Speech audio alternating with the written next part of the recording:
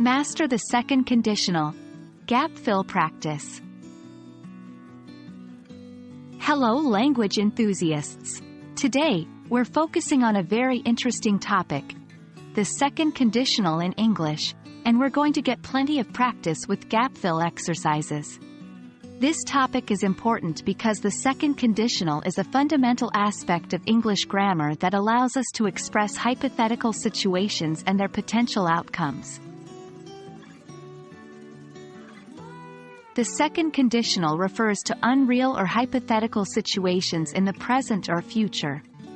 It uses if plus the past simple tense and would plus the base form of the verb. Here's an example. If I had $1 million, I would travel around the world. But don't worry if it sounds a bit complicated right now. It'll become clearer as we move through our gap fill exercises. Gap fill exercises are a fantastic way to practice grammar. We'll provide sentences with missing words. Your job is to fill in the gaps.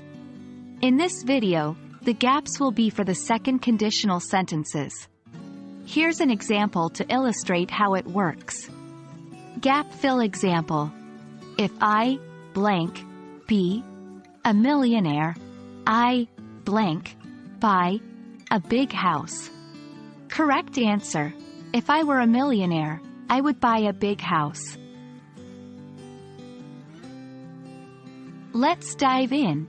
Grab a piece of paper or open a new document on your computer to write your answers. Don't worry if you make mistakes. That's part of the learning process. 1. If he, blank, have, more time, he, blank, learn, Spanish. 2. If it, blank, rain, tomorrow, we, blank, stay, at home. 3. If I, blank, know, her address, I, blank, send, her a letter. 4.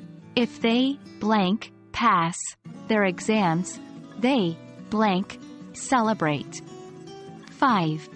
If she, blank, be, younger, she, blank, travel, more. Take your time, think about each sentence, and when you're ready, we'll review the answers. Well done for trying. Now let's review the answers. 1. If he had more time, he would learn Spanish. 2. If it rained tomorrow, we would stay at home. 3. If I knew her address, I would send her a letter. 4. If they passed their exams, they would celebrate. 5. If she were younger, she would travel more. Remember, practice makes perfect.